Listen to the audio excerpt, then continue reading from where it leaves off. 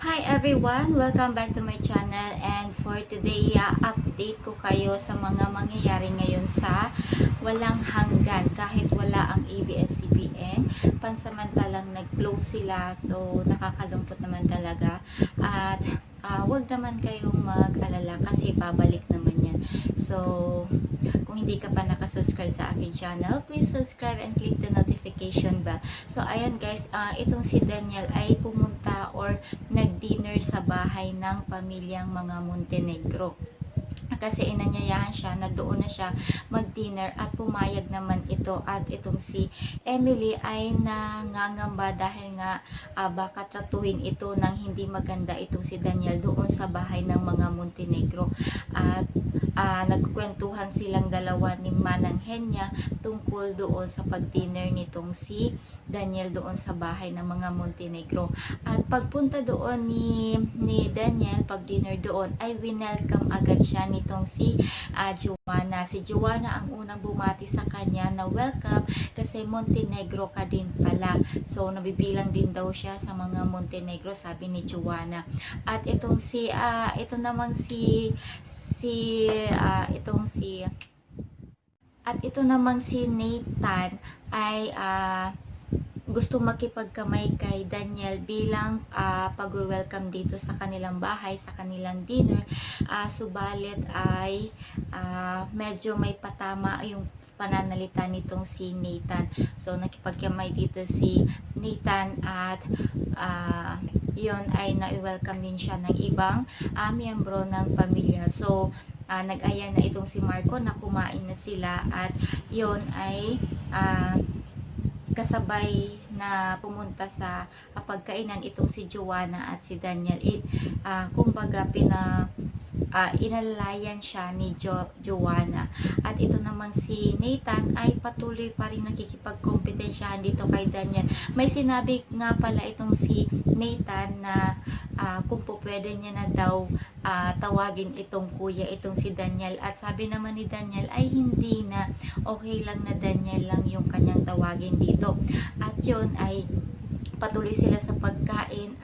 At itong si Nathan, ang ginawa nitong si Nathan ay nilagyan ng ulam itong plato ni Katerina kasi nagsabi ito si Nathan, ito sa iyo Katerina, kasi baka sabihin ni Daniel hindi kita pinapakain. So laging may patama itong si Nathan kay Daniel. So sa pagsabi ng ganoon ni Nathan ay nagtinginan na lamang ang mga miyembro ng pamilyang Montenegro. At yun ay nagpatuloy na lamang sila sa pagkain, at itong si Katerina ay hindi nagiging komportable sa kanyang kalagayan. At ito naman si Daniel ay giit na dito si Nathan, pero pinagpapasensyahan niya nga lang kasi nasa harapan sila ng pagkainan. So ayan, nagkaroon sila ng medyo hindi pagkakaintindihan, pero naging tahimik na lang ang lahat. At itong si Emily ay kinakausap pa din itong si Manang Henya habang kumakain din sila sa kanilang bahay. At sabi ni Emily na kapag may ginawa daw na masama dito kay Daniel doon sa pagpunta nito doon sa bahay at mag-dinner, ay hindi niya yun papayagan. At sabi naman ni Manang Henya, hayaan na natin muna itong si Daniel kasi hindi yun tumanggi, kasi nga parang gusto din nitong ma-feel, maramdaman ang isang pagiging isang miyembro ng pamilya. At sabi naman ni Emily kay Manang Henya, pamilya din naman ako. So, ganun yung sinagot niya dito kay Manang Henya, at kumain at nagpatuloy na lang sila sa pagkain. At isang araw itong si Emily ay pumunta sa mga Montenegro at kinamusta niya itong si Daniel, na ang naabutan niya doon ay Jane. Itong si Jane naman ay sinabi, ang akala niya kasi itong si Daniel lang ang pumupunta doon para mangumusta dito kay Emily. Subalit si Emily na ang pumunta doon sa bahay na yon. At yun ay pumasok na itong si Emily at nagkausap na sila nitong si Daniel at nandoon din itong si Marco. So, ayan, inaya silang kumain at sabi naman ni Emily, why not? Kaya kumain sila doon at itong si Daniel ay sumama na din at yun ay kumain nga sila kasama din ang buong pamilya at nandoon din si Nathan, Katerina, Jane, ayan, sabay-sabay silang kumain at nung kakain na sana itong si ino-offer ni Nino ba yun? Ni Joanna at Nathan yung hipon or chicken inoffered kay Emily, sabi